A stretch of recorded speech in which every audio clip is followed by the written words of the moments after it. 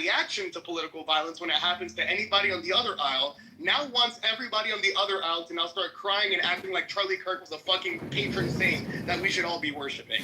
I'm not taking that at all. This virtue signaling bullshit about caring about the reaction towards it and saying, hey, why aren't they asking for gun control now?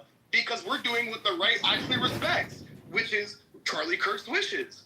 That there is no gun control. We shouldn't have these restrictions. Some people gotta die for it to happen. Tough. So unfortunately, we're just agreeing with what Kirk's perspectives were. And at the same time, I just find it absolutely ridiculous, this bullshit absolute virtual signal that comes from every single member of the outrage that comes towards certain comments, when you can have Laura Loomer and the rest of her fucking cronies on Twitter go ahead and post every 3 seconds about how they're glad that immigrants are going to die soon, or, hey, that's 60 million more meals for the alligators, or, yeah, 2,000 more dead soon, and that's completely fine. But the moment someone like me has a PTR like this, showing a fucking Flex Seal ad with Charlie Kirk's face on it, all of a sudden, I'm the villain. I'm the one with no sympathy, blah, blah, blah. Go fuck yourself and your rage-baited outrage. I'm so sorry. Thank you. Please don't act like the other party that you always call snowflakes 24/7 and so sensitive over jokes. Now you can't handle one just because it's applied to your party. Thank you, Chief. Akima, hold on 1 second. I'm going to go T.O., Andre, then Steve. T.O.? T.O., are you there? Yeah, I was trying to get to the mic. No, but I'm going to say it was like RP to the dude and everything just like that. I don't think no one should die. But you have like lighter red saying bring back public execution. Don't celebrate Juneteenth. Gay people shouldn't live. What does he say? If I go in the airplane, if I see a black person up front, I'm gonna question if he can fly it. I'm okay with black people pushing paperwork, but when I see them in a higher position, I'm wondering how they even got that position. Just different things like that, and you preach about violence that's on other people. You don't care about violence. You say sympathies for weakness and different things like that, but everything you talk about, your family wants everybody to feel the opposite, and that's weird. Except that stuff no more described every Republican than the terrible stuff the right says about the left. Like, there are people who have extreme views. There are people who cheer at that kind of shit. But it's not most people. It's not even half the people. It's not half the people on the Democratic side. It's not half the people on the Republican side. The assumption of malice by both parties is how we get to a worse place. And as far as the comments on gun control, short of getting rid of the Second Amendment, I'm not entirely sure what people want. If they want, like, classes of firearms to be banned, if they want it to go away. If people want it to go away, there's an amendment process. It just takes 2/3 of the Congress and 3/4 of the states. And if you can't pass it, you can't pass it because enough people don't agree. Marshall, how about better mental health checks before people get gun licenses? How about that? Dude, I agree with that. I think that's a good idea. It's going to go before the court to see if it's an undue burden. But yeah, I agree with like safety checks and, you know, hey, if you're young, we want to make sure you're in the right state of mind, right? But that'll be litigated, and I can't predict what the litigation will say. Thank you, Marshall. Hey, JB, who gonna pay for the? You know, that's gonna be a big issue. Who gonna pay for the mental health checks? And if you telling the person they gotta pay for them, then that'll be an undue burden. That's on them. But you telling the state they gotta pay. You telling the state they gotta pay for it. Hey, no, but if it's on, it's not just on them. It'll be unconstitutional. It'll be an undue burden. Last point, JB. But if you telling the state to pay for it, and everybody be talking about it costs too much. So like. Well, listen, if you could afford a gun license, if you could afford a gun, you could afford the evaluation. It'd be clear. Yeah, I was just about to say that.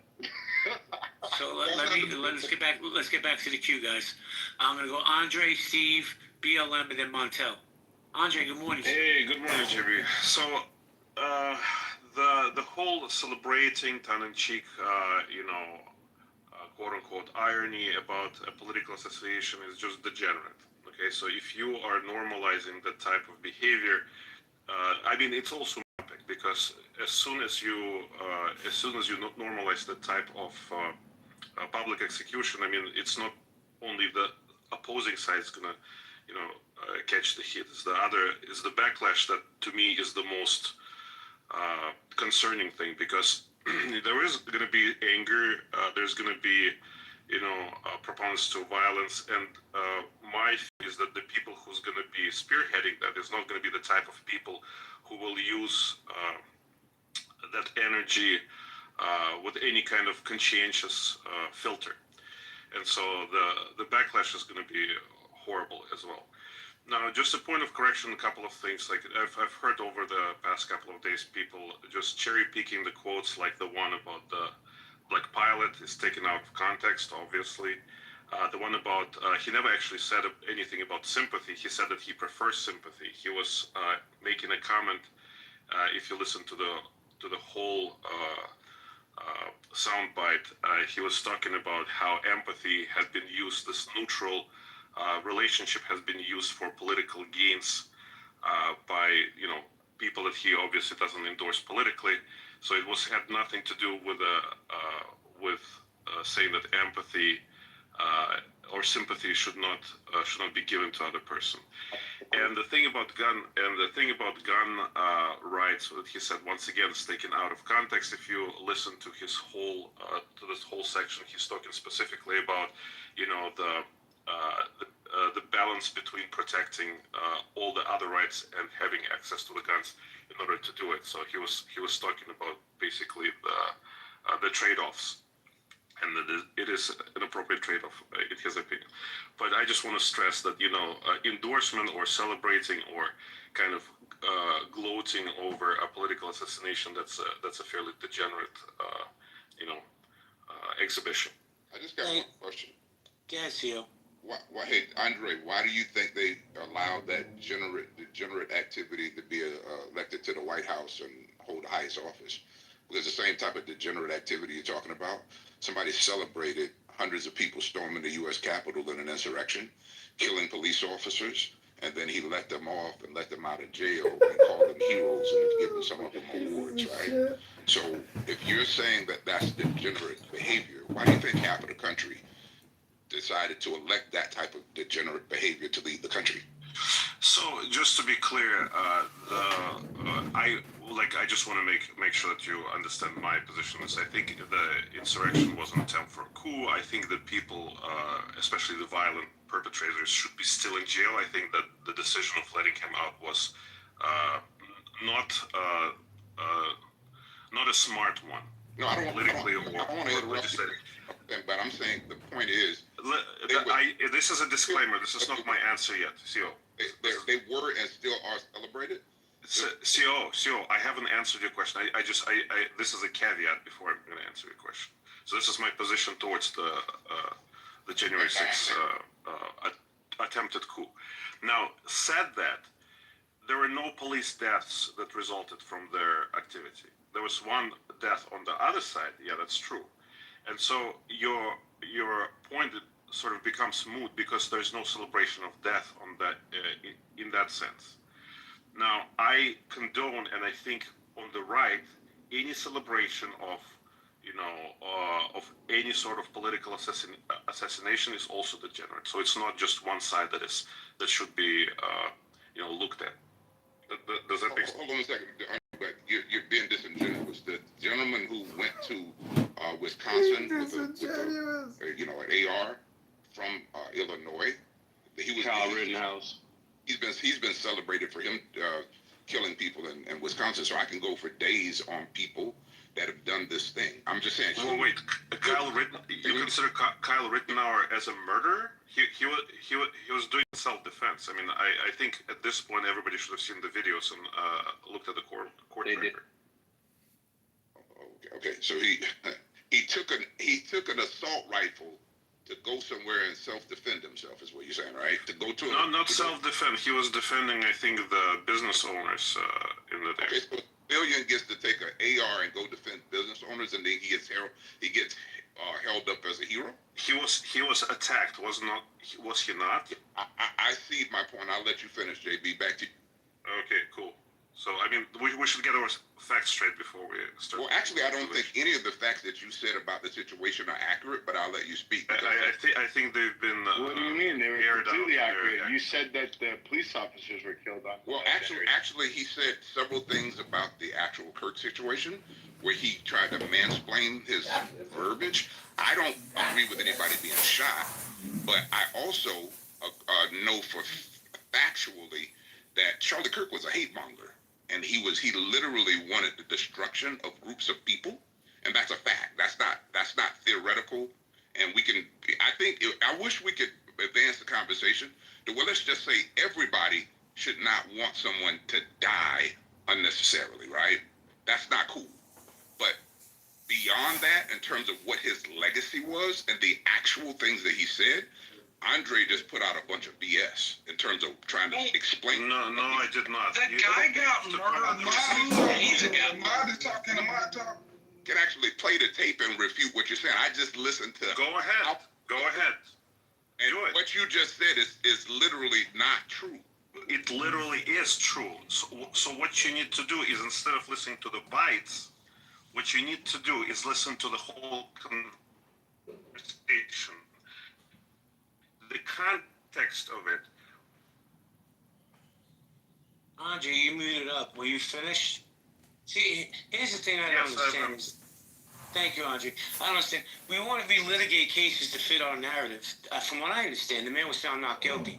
Now, see, I agree with you. Cross state lines with an assault weapon, you don't have good intentions. He didn't. But, but here's the thing. He was found not guilty. So we're going to relitigate a case to fit our narratives? Yes, if the case wasn't done properly. Yeah, just so we're clear, JB. There's a lot of cases where people are found guilty or not guilty that are incorrect. Like a lot of people, harassed O.J. Simpson for the entirety of his life, but he was found, quote unquote, not guilty. So the courts definitely have problems, right? So that particular person crossing it, there's no way in the world that I would ever accept the reality that that's self-defense, because there was intentionality with an assault rifle. So Y'all, he didn't cross state lines. He came from Illinois. His dad lived in Kenosha. I'm confused. Why are we supplanting the court of public opinion what a U.S. court actually says? The point is supposed to be judged by the same rules. The court of public opinion is ruled by the mob. Why in the fuck do we want it? What do you say, Marshall? Give me about 10 seconds. All right, let me come back to you, Marshall. But in the meantime, let me go to Steve and then BLM. Steve, are you there? Yeah, this thing with Kyle Rittenhouse is convoluted, asinine thing I've ever heard in my life. The guy was going into a riot zone. Who wouldn't want to have some protection? He got beat in the head with a skateboard. Some guys were coming after him with a gun. There was video of 4 or 5 guys coming after this guy, trying to seriously injure and maim the guy, and he defended himself. And that somehow, that's the same as what happened here. You got to be kidding me. Well, I think we are done. If we're going down this path, we're going to make this association, and we're going to tie these two things together. We're done. This is the most convoluted and asinine thing I've ever heard in my life. You should be ashamed of yourself. So if I disagree with you, Steve, then we're done? Is that what you're saying? Is that America? No, when you try to when you try and pull this, buddy, when you try and take a guy that went into a riot situation, that took a gun to protect himself in someone's business, and then the man is attacked by 4 or 5 guys, and a guy has a gun, and he defends himself, and you try and draw a line between that and what happened, a cold-blooded assassination, and you equivocate these two things? No, dude, this is wrong. This is just fucking wrong. You're conflating my It's points. fucking wrong. You're conflating my points, but America's... No, there's no conflation. What you're trying to do is draw an equivalence that does not hold. Not drawing a... That's a bullshit thing, man. Hey, Steve, You should be ashamed. are you surprised he got attacked in a riot zone, huh? He went to a riot zone and he's surprised he got attacked. I got you, Steve. So, Steve, just because... So hold it. Let me understand this. Let me understand this. If I go into a violent situation and I got something to protect myself, and 4 or 5 dudes come up and try and bust my ass and try and kill me, and I defend myself, somehow I'm the same. Somehow I'm the same as a guy that comes out, gets in a prime position and shoots a dude in the head? You got to be kidding me. Why you go to a violent situation? You got to be kidding me. You got to be kidding me. Oh, hey, You can't answer that question. My fault, Chief. Oh, hey, hold on, everybody. Just 1 second, really quick.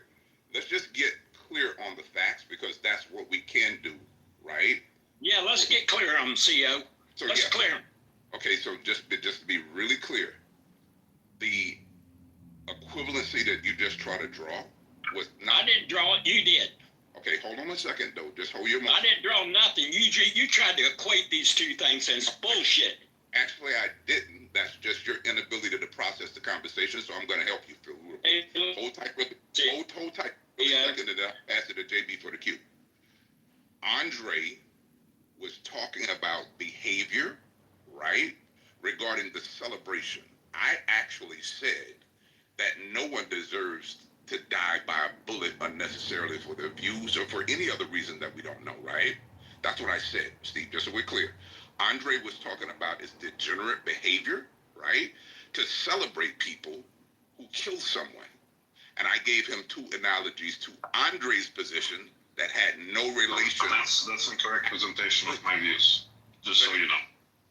Do you want me to correct you? I'll correct you. So I was talking about specifically political assassinations, okay? Well, I thought you corrected me. I'm telling you, my point was my point, right?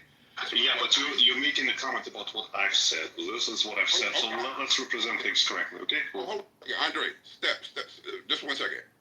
My point, not your point. I said I responded to your point, and I was speaking to degenerate behavior around celebrating someone being killed. And I made the point about the insurrection. You responded that no one was, quote unquote, killed in the insurrection, which is not true. But here we are. It's true. It is true. There's no one killed in that insurrection. No, guys, Andre didn't say that. Andre, you guys are misquoting. He never said that. He said somebody was killed, a police officer wasn't killed. Like, Yeah, there's some listening comprehension problems. That's okay.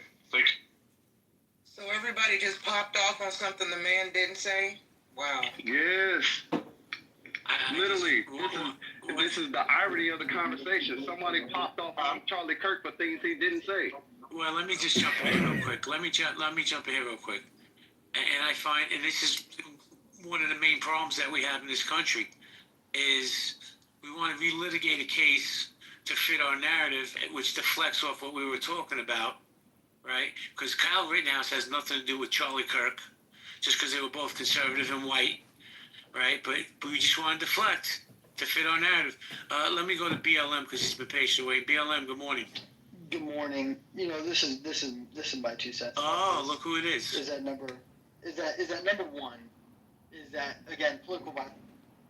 All right, I don't want that piece of shit in my spaces. Let's continue the conversation. Marshall, go ahead. Yeah, I just wanted to chip in and echo this piece about relitigating cases. I wanted to ask a question. Why are we in this conversation? And CEO, I'm going to push back on you a bit. Why are we substituting rule by a court of law, which has a set of rules, procedures, and rights, for rule by mob justice, rule by the court of public opinion? Why are we supplanting public opinion for what a court actually said? Public opinion and the court of public opinion is extrajudicial, has no rules or rights. It's outside of the Constitution the way it's used. Why would we put a court case or an idea on that particular concept instead of going the other way? It doesn't make any sense to me. I can't quite grasp why we're going the other way with this. I mean, if you could provide me with an explanation, I'd appreciate it, because I'm a little lost here. Hey, Marshall, what are you talking about? The Kyle Rittenhouse story? Tell me what you're saying again. So we were talking about Kyle Rittenhouse, and several people said a couple of things. You used the word murdered and then killed, if I'm recalling your words exactly. What I'm asking is, why are we supplanting the court of public opinion oh, he murdered somebody for what the court of law says, which is that he used self-defense and he was within his rights. Why do we move the discussion to a place that has no rules or rights versus keeping it in a place that has a specific set of rules, a specific set of rights, and a specific set of procedures? At least if it's in the court of law, we're talking about what code or law says. If we stick it into the court of public opinion, then everybody's allowed to say anything about past court cases. And while I can't stop people from thinking about stuff, I, again, am not sure why we're taking stuff that's already been adjudged through the system we all agree to use when we have problems, why we're being selective, why we're saying, yeah, go ahead. Yeah, let me respond to that. And it's just extremely disingenuous. And you're usually logical, right? So maybe it's just something that happens on Friday mornings. But we live in a country where I'm not speaking for public opinion. I'm telling you my opinion. And I have a strong opinion. And nobody in this room is an expert that I know of necessarily on every particular case that happens in court. I am. But here's what we do know, right? What we do know is that there are a lot of bad decisions that are made in courts by the humans that are adjudicating the case or reviewing the cases. And here's a that I would make, and then I'll close here and we'll pass it back over to JB for the cue. Do you have that same outrage all day, every day as the administrator in the court of law that has... Yes, I hate whenever things are litigated in the court of public opinion. I think it is damaging. Let me just get that point out so you can disagree with the proper thing, right?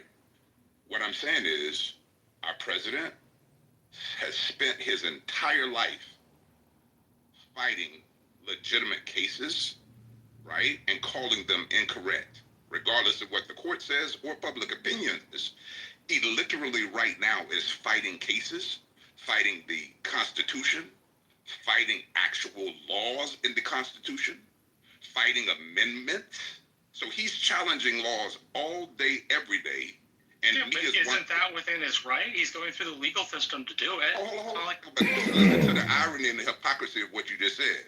He has the right to challenge laws, but he's often wrong because he's been sued hundreds of times. Yes, and had the place we judge that's in a court.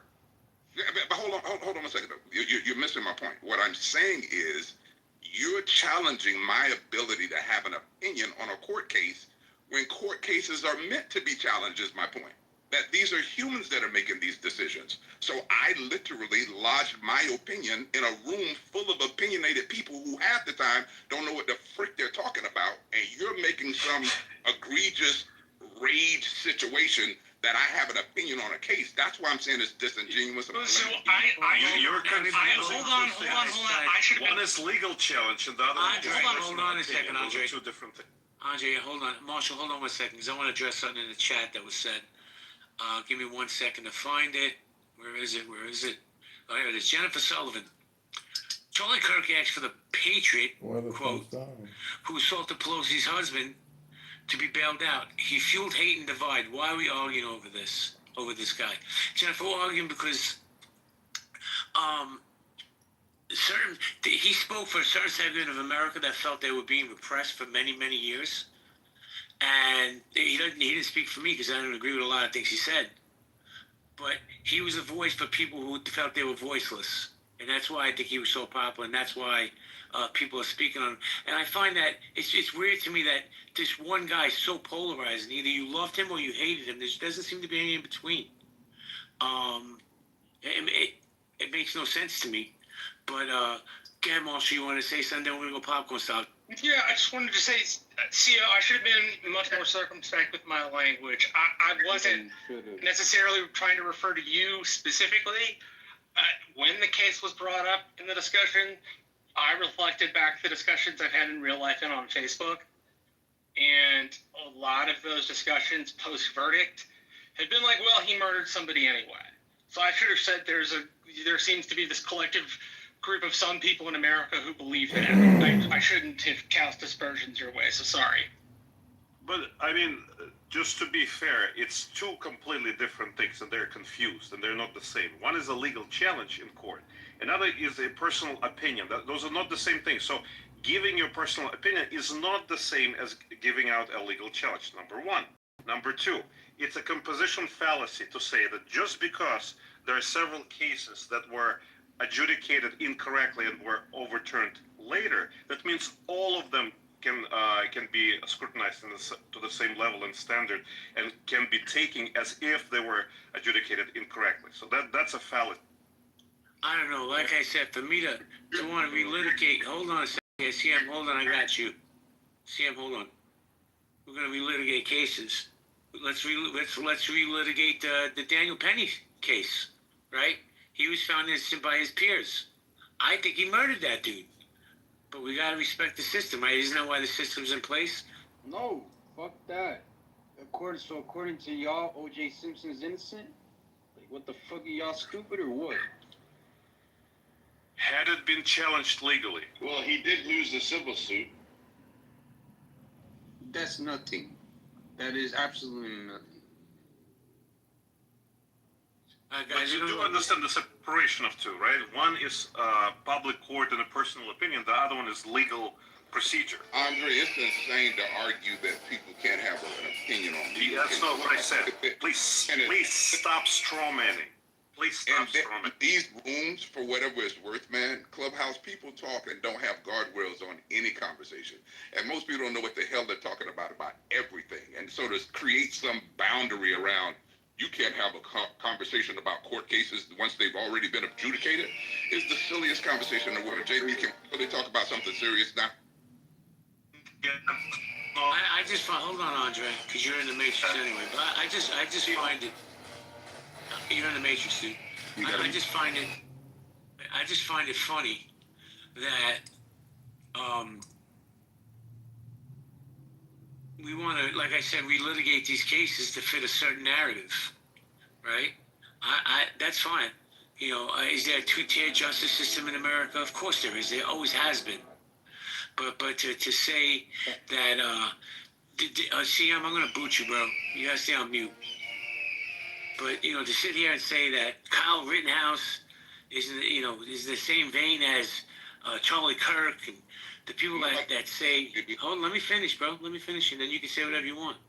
I'm sorry that what I'm saying doesn't fit your narrative. Doesn't mean I don't still love and respect you. I disagree with you, CL. No, but you... And if you don't like how I run my rooms, you know, listen, I don't know what to tell you, bro. I've been running for 5 years. No, I'm just saying, JB, I just want you to not... Just don't misquote me.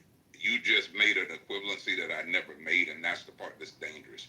I don't think it's dangerous to have an opinion on something. I think it's dangerous that we continue to allow misinformation to proliferate and not listen to one another. What I was saying, JB, is that what they keep saying I said, I did not say. That has not been my point. We were talking about it because we were talking about a tangent like happens in all these rooms, right? So, and the concept of let's not relitigate elections once they're won.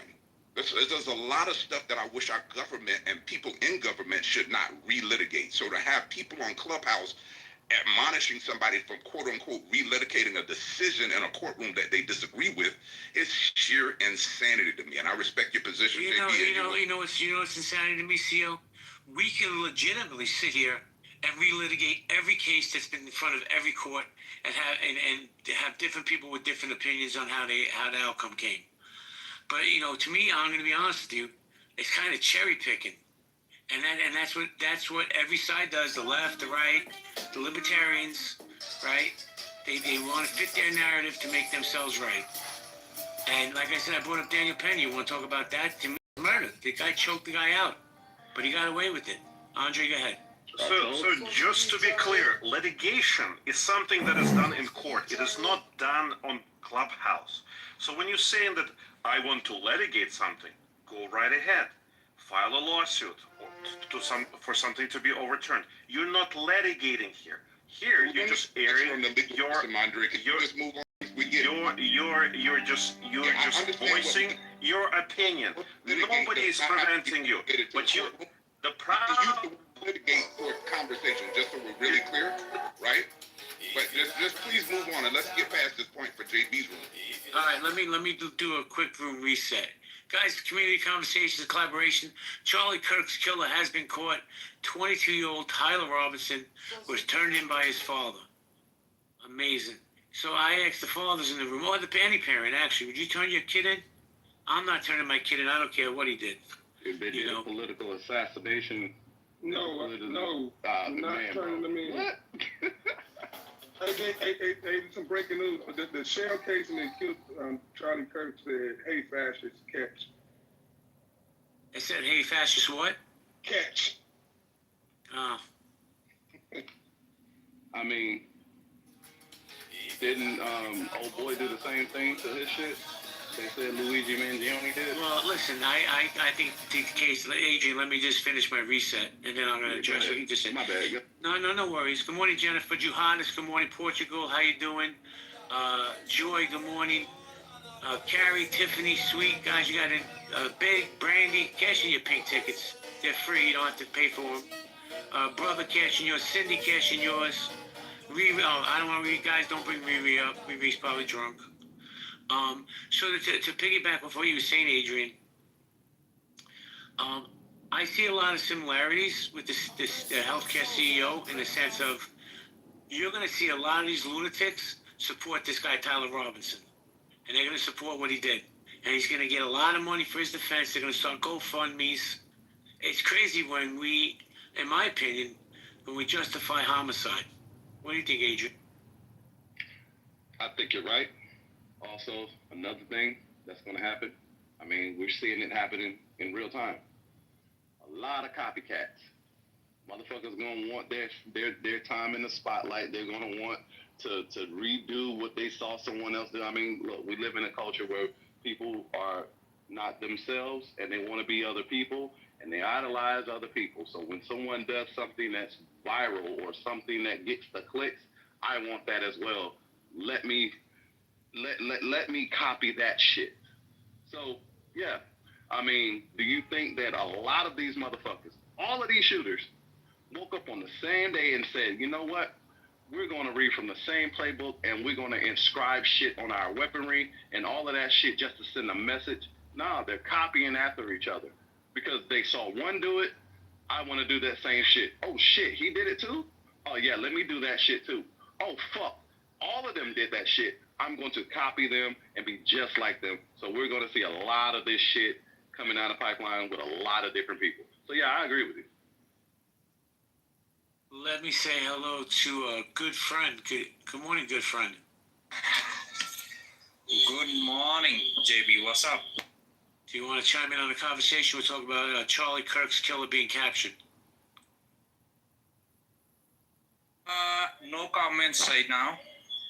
Yeah. Okay, thank you. I think I need more information and reason to comment. Okay, read the article on the Jumbotron. Hold on, Steve, because I want to say, BB, did you want to chime in yet, man? You've been quiet all morning. No, I'm just listening, man. I'm waiting. Got you. Steve, go ahead, Steve. Steve, that's the angriest I've ever heard you on Clubhouse, by the way. I don't know. I probably shouldn't have done that. Reason I want to talk, I want to tell so. See, I've heard you more than one time. I think you're a decent dude. We just hit a wall there, man. I didn't mean to come off that bad, but I think you're a decent guy. Most of the time I've heard you talk, so it's just one of those things we had there. Hey, Steve, man, let's take a beat and just say that what you just did right there is the best of fucking America, man. And that's what it needs to be about. And we should be passionate about things that we believe in and that we go through. And these are some tense times, man. And if we have more people, I disagree with you probably on a lot of the shit that you got to say, man. But if we have people that were able to do what you just did, man, I think we rebuild the aspiration that we're supposed to be as a freaking country. So I appreciate you, man. And God willing, sometimes humans will work through this crap. This is a human issue. Humans can be a wretched species, no matter what party, color, or whatever you are. And this ain't just no random ass kumbaya. But when we're divided, I just want to go back to the pledge. If we're talking about being American and stuff like that, one nation under God, indivisible, needs to be the cue for this whole world. world right now, man, because we're on some BS as humans. Yeah, great dialogue, guys. And, you know, to maybe piggyback off what AJ was saying, man, I'm afraid to see what's coming next. Because we all know there's going to be some copycats out there, right? And that kind of scares me. How do we get to this place in America as a country? Guys, we're going to go popcorn style. If you want to grab the mic, all I ask is you respect the one mic policy. Thank you. Hey, did y'all hear Trump call for one face in America? Like America's gonna have one heart, one face, one flag. Is what he said. One bite of this hot pocket. He also said English should be the only language in America, which is not a reality. Anybody want to jump in?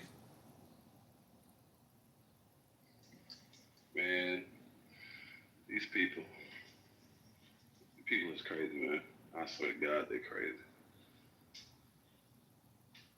Hey, Adrian, for whatever it's worth, what part and when were humans not crazy and fighting and warring? We always talk about let's go back and all of that crap, right?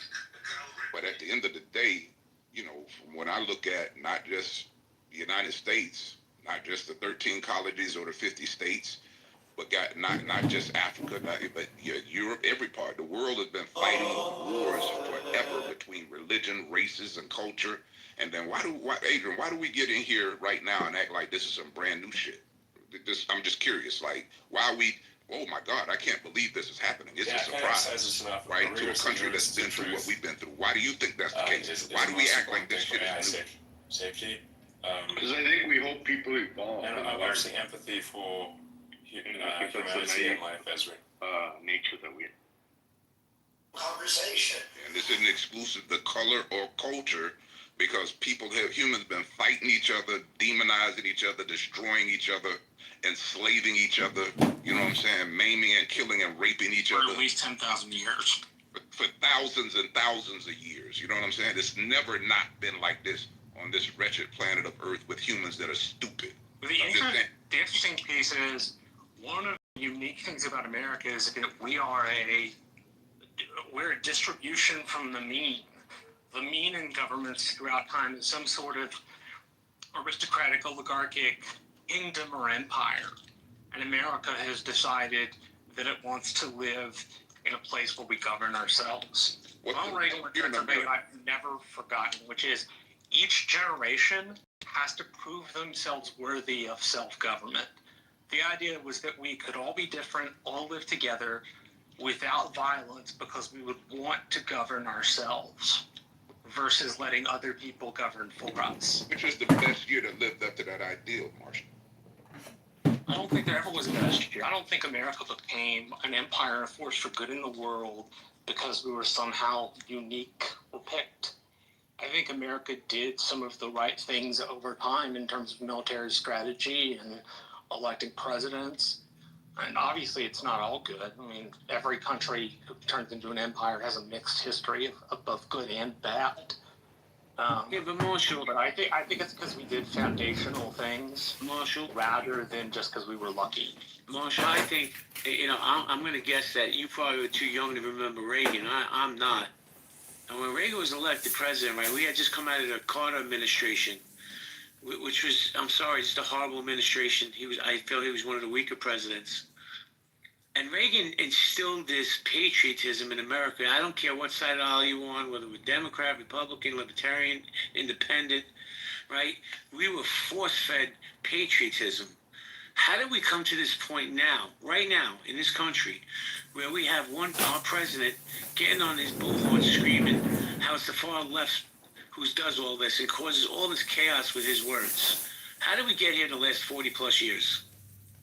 Offices that were supposed to be for those who governed and cared about their constituents started to have incentives that were more about power and money. But one of the things the founders relied on was that we would pick good people. There's a story about this dude named Lycurgus. He was fighting the Greeks, and he was a member of the Senate.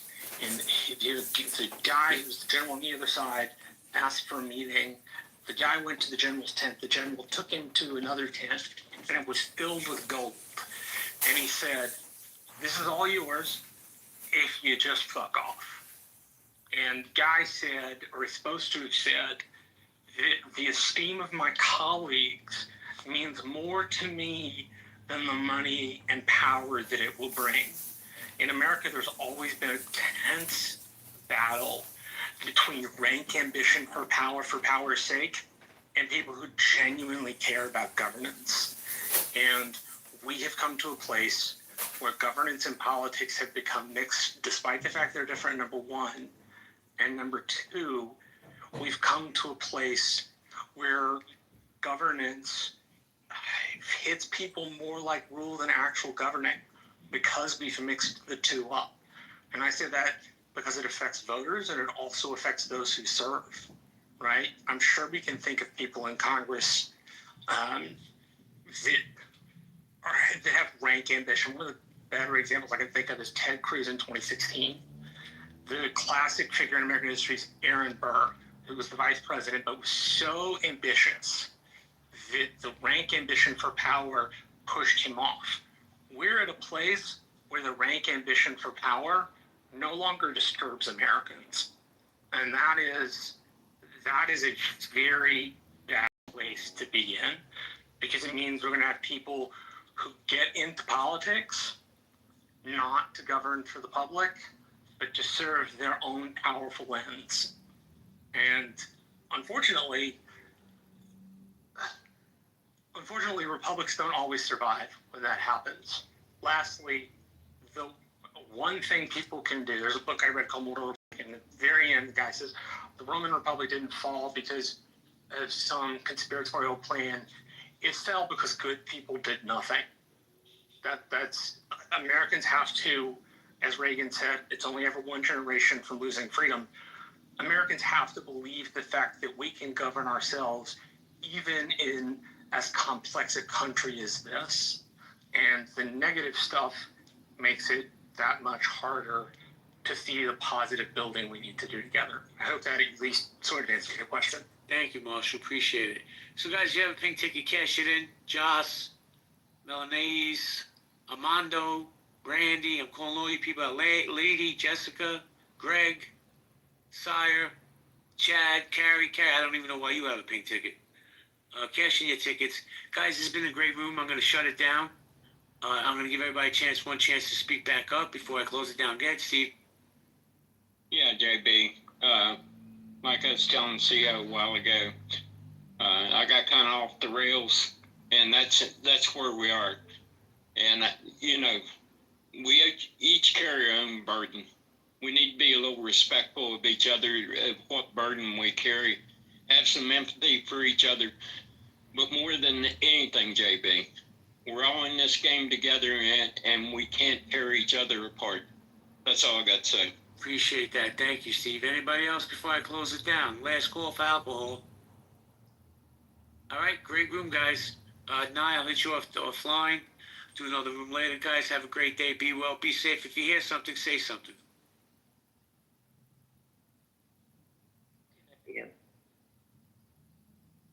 Well, they have terrorized actually like all the four corners of this planet. We can say that as a fact. Yeah, these Zionists, everywhere when you see some blood, something wrong, then there is a footprint of them. It's not Zionist, it's white. It's white. White. It doesn't matter if Zionist or not. Just white people. You can say so because we have black Zionists as well. We have Middle Eastern Zionists. There's always been a history of people who are slaves. They end up, siding with their oppressor. That's a very small minority, so that's irrelevant if there's black Zionists or not. Probably could count them in your hand. It's relevant. Welcoming any black Zionists going and shooting up people in schools? No. That's white people that do it. So wait, I have a question.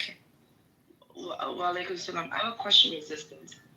The Ashkenazis, regardless of them being Jews, you still see them as white? They are white. I don't say it's not what I see them as. They are white. They identify as white. Their culture is white. That's what they are, white. They do not identify as white. Yes, they do. They surely don't identify as Asian. They definitely don't identify as Arab. They identify as Europeans. They identify as color. White. Khazarian, They're all they're Khazarian. white. They're Khazarians, North Caspian, They're originally from. No, that's understandable. Once again, I'm not talking about what people are originally from. I'm talking about what people's ideology and their brains and what they say they are. I deal with reality. Ask any Ashkenazi Jew what their race is or what they are. They're going to tell you they're white. White is right. They'll never say they're black. They're not going to say they're someone of color. That's an insult to them. They white. I think you're making that up. No, it's a fact. I live in the second biggest Jewish state. I live in the second biggest Jewish community in the world outside of Israel, New York City. Ask any one of these fucking Ashkenazis if they black or white. See what they'll tell you. I think Nagas is bothering you. I mean, think about it. Would an olive-colored skin human being, almost brownish with curls, a yarmulke, ever identify as white? Like, no, I think but those people who are probably olive color and wearing yarmulke, they're probably Sephardic or something. They're not Ashkenazi. Would an Ashkenazi identify as white? At all times. The dude, all are white. Like when they let's the dude that pushed Kurt's wig back, what was he, Jew or Christian? A lot of them identify. No, I'm telling you, especially in the 50s and 60s, because there was so much anti-Semitic, so many people being racist towards them. They just white passed. They even changed their last names. And they turned into Judaism in 7th and 8th centuries. I mean, they were not Jews at the origin, In 7th and 8th centuries, many of them turned into Judaism.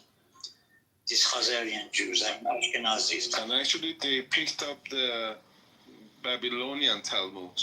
There are different versions of it. And like the Babylonian Talmud is actually the evil one, the satanic one, and it goes back, to the time of those two angels. Like it's about magic, basically. I have heard that Bibi Netanyahu origin is from the Poland. This claim was by the Pepe Escobar. He's a well-known journalist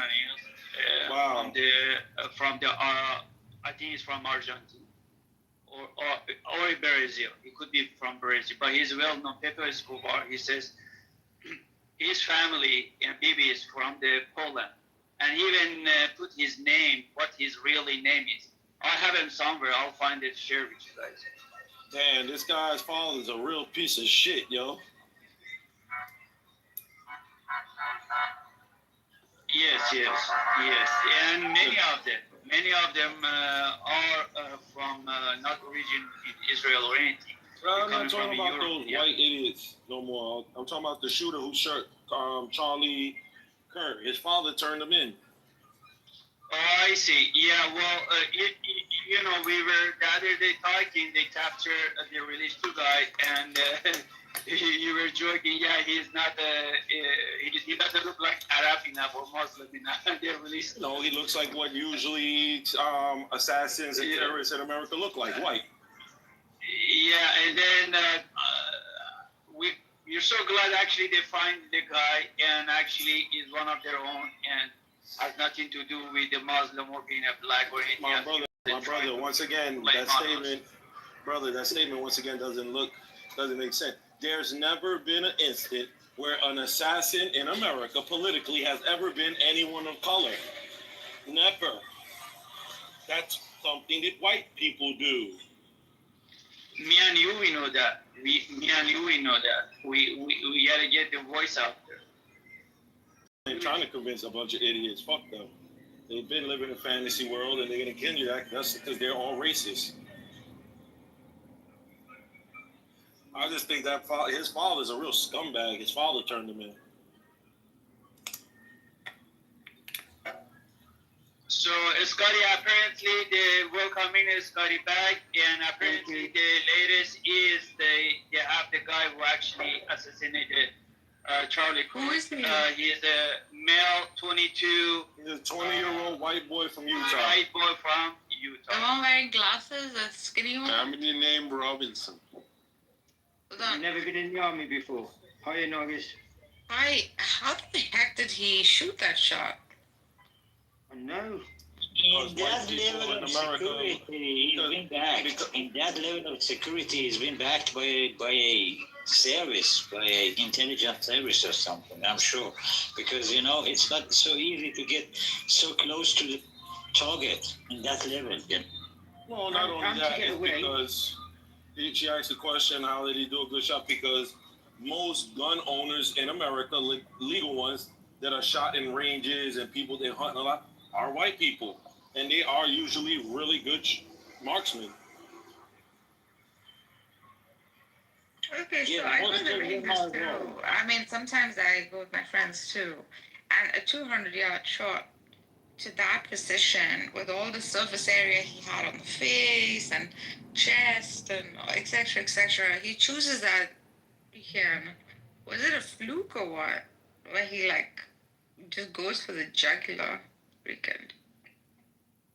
It's a part of their culture, you know, these white ones in the US, I mean the rednecks, all of them have guns. Yeah, I know. It's a part of their culture. I know.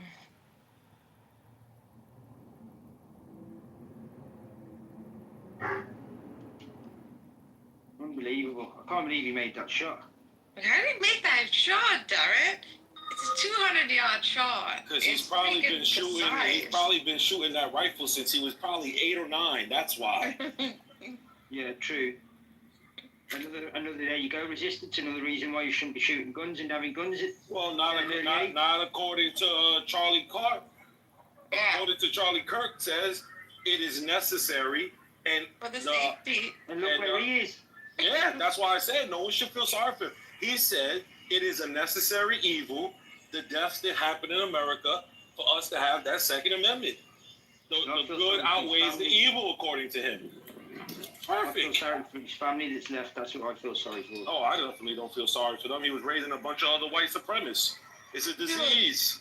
Karma gets you. That's like saying you feel sorry for the Nazi children. No, we feel sorry that their parents. I feel sorry that their parents were scum and raised them that way because they're innocent children. Naturally, just like his children are innocent children, wish no harm upon them. But the reality is, their father was the harm.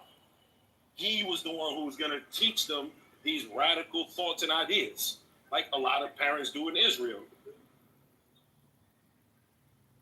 I feel sorry and empathy for almost everything and everyone. For the first time, resistance, I haven't felt that. And Wednesday was right. Like, we can talk about it. We don't have to empathize or sympathize with it. Because I'm starting to see that as someone, okay, who would influence kids in the future and the collective in the future, he propagated freaking exclusivity and racism. The reason why the genocide is happening, in Palestine, it's because of exclusivity. We the chosen ones, we the different ones, we the chosen, you the golems. So then the whole advocacy for guns, then furthermore, just the hate for the black people, hate for Jews included. This is a bit much. You see what I'm saying? This wouldn't have been a good push or an influence for the collective of America or the Gen Z for the future, especially since he targeted the Gen Z. The irony is a white man, a white little boy must kill you, using the same thing that you're advocating for. Wow.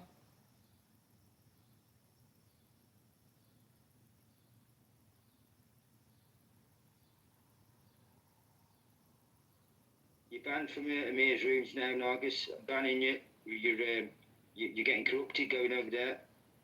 Why? In what way? In the first time you don't feel empathy, that's not like you. I feel empathy for his children, and I feel empathy for his wife. And no human being should die like that, right? No human being should die, and no freedom of speech should ever be hampered. I mean, this is America, and freedom is free here. No one should be assassinated for expressing their mind, I think. Yeah, but I'm of the belief that with freedom of speech comes, it's got to come with responsibility.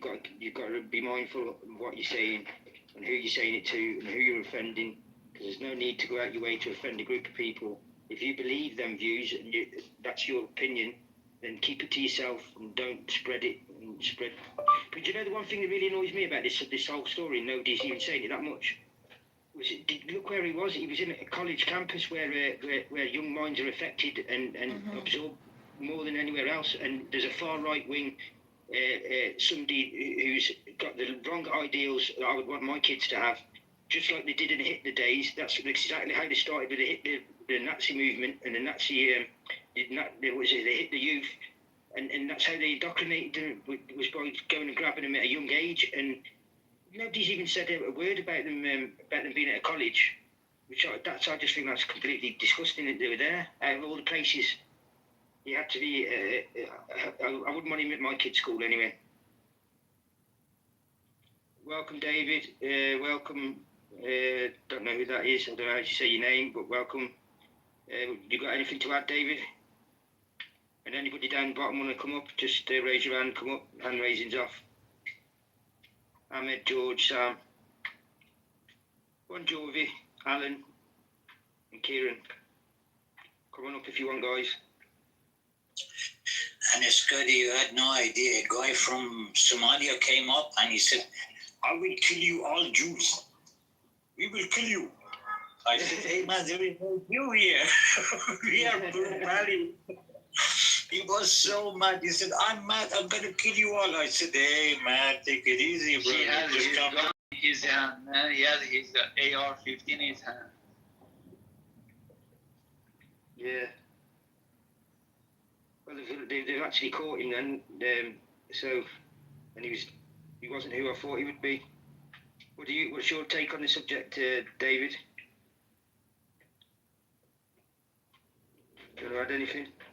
Yeah, I'm just trying to get in the room and get the understanding. Are we talking about what happened with the political leader in the United States or somewhere else? What political leader? Yeah, Charlie. Charlie was not no political leader. Oh, I'm sorry. What are you calling him? He was I would call him a political dick sucker, fucking activist. A fake, and he's not an activist. Who he's activist for? Who? He's an influencer. That's all he was. He was a fucking propaganda mouthpiece for the Republican Party. That's all he was. Right. What was Charlie what? Kirk. How the fuck is he a political anything? He's never run for public office of no sort. Alright. Right, we stand corrected. No. That's what they consider him. People say it. I just don't get it when that man's never run for any public offices. He's not part of any. He's never been part of any government agency. He's just a normal citizen that took it upon himself to do political commentary. That's it. Did you ever listen to all the disgusting stuff that came out of his mouth?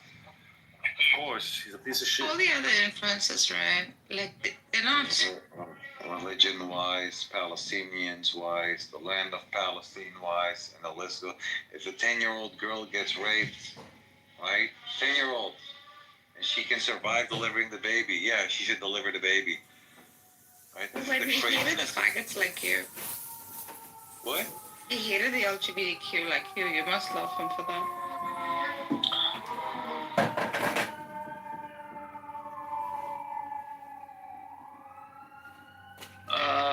We may not want to get into that sort of conversation, but Mr. David, hi to you and welcome in. And let's hear from you what you're thinking about this person. And apparently they have the guy in custody. He's a 22 young male from the Utah. What is your take on what do you have to say? Well, first of all, I want to thank my brother for correcting the information, man. I think a lot of times when we see stuff on social media and in the news, and I'm not a student of his history or background, so I want to thank my brother for correcting that. Yeah, I just saw on the news, I heard on Fox 5, they caught the person, suspect, and how he was on Discord talking about it. You know, what was going to transpire. And I was like, dang, man, social media is at a point now where people would do anything and just post it and do it, man. It's just crazy. So when I came in here, man, I was like, wow, let me just listen for a minute. But I really want to thank my brother for setting the record straight, because I don't want to say somebody is in any position or what they're doing, and if it's not accurate. So I'm in the classroom, I'm learning. But when somebody does their life, man, it's like, and then they post it on social media what they're going to do, and next thing you know, somebody's gone. It's just, my brain is not in that frame of mind to accept that as normal. You know, we see kids post stuff online, then they go shoot somebody or do something at that school. It's like, it's just unbelievable, man. Some stuff we see take place. We just came off of 9/11, and all of us affected by that. We're affected by COVID. You know, it's just like, there's times in these last 111 days in this year, I mean, 111 to go. I just have to wave my head sometimes and just like. Why does it say "fuck you, Rabbi"? Did you piss off Danny? Oh, I kicked him. Yeah, because she came in with what's his name, Jacob, and they're bringing grandma from another room. And it's like, nigga, nobody cares. Gotcha. Oh, I don't know if them. I know who Jacob is, but I probably do, but I probably don't. You know, old age gets to the brain. Jacob, old age gets to the brain. Hey, you do know Ron Paul? Yeah. Yeah, but he is old as shit, but he's cognitively there. Do you know Thomas Sowell? Yeah, but it doesn't make me cognitive there. Yeah, but he's 93. He's like, he has like 30 years ahead of you. I'm 95. No, you're not. You're like... Bullshit. You're like 90. I'm 90. She's late 50s. I'm 90. I would think. She's late 50s, early 60s. That's what she you is. think we were born yesterday? Maybe. Could be. Although she sounds much younger. But yeah. I'm really 87. It's the truth. No way. Yes. No, you're You don't hear the crackles in my voice. 58. You're 58 is exactly what you are.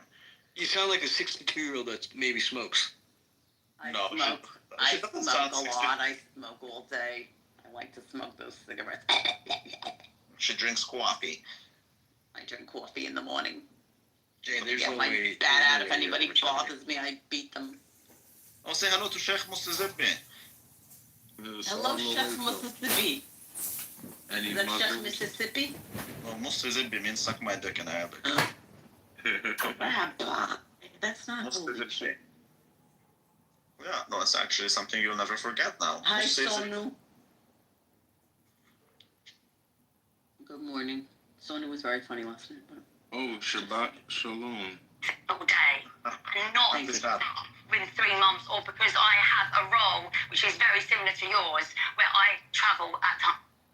What the fuck are you playing? What is that? That sounds like Riri. I kicked Riri also. I kicked all You of them. did? Damn, what happened today? Nothing. They just come in and they start, like, Riri is doing her drunk shit, which ain't nobody got time for that. Yeah, she told me she wasn't drinking because I asked her how much she drank today. She's obviously drinking. Yes, I know. Anyways, I don't care about Riri. I know that the Jewish community on Clubhouse for some reason cuts too much for her, but like me personally, I don't know why you guys do that. For me? No, not No, you. Not for you. Really? I don't know why you guys do that. Well, because Can you admit? It's okay. We're one big family here. Can you admit that she's retarded? you're either fully in or you're fully out. And, I'm out. I'm fully out. that's exactly. Okay, well then pack it up.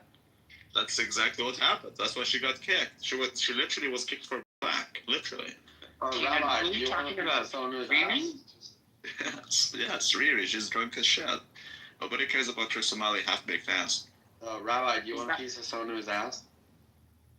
So I don't know. I don't know if I want a piece of Sonu's ass. Why not? Yeah, why not? Yeah, what's wrong with Sonu's ass? Rabbi, you love everybody, so what's going on? What's going on here? I like everybody's ass. Actually shocked. Yeah, me too. I thought we were kind of dating. We're kind of dating. That's beautiful. I thought I was your fucking girlfriend. Oh, child. Child.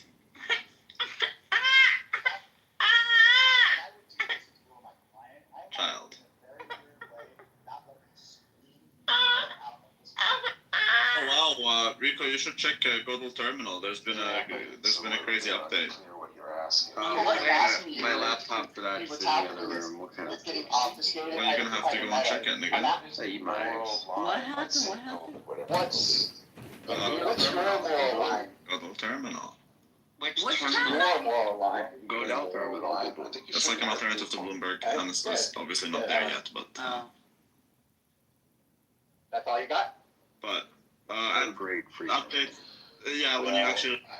I'm just processing this. Look, I did some processing. If you don't want me to share it, that's fine. We can go on. Well, I mean, I was interested in what you were saying. It was as soon as you started saying the "what about" thing, I was like, okay, that you can have that conversation in like 5 different clubhouse rooms right now. I think Charlie Kirk's role, that he was the gold mine that he was drilling, was to be pushback on other people's narratives. Oh, so it's just a pushback. He didn't really. It wasn't his views. It's just a pushback. It's just a reaction. Just a response. See what you just did? You just did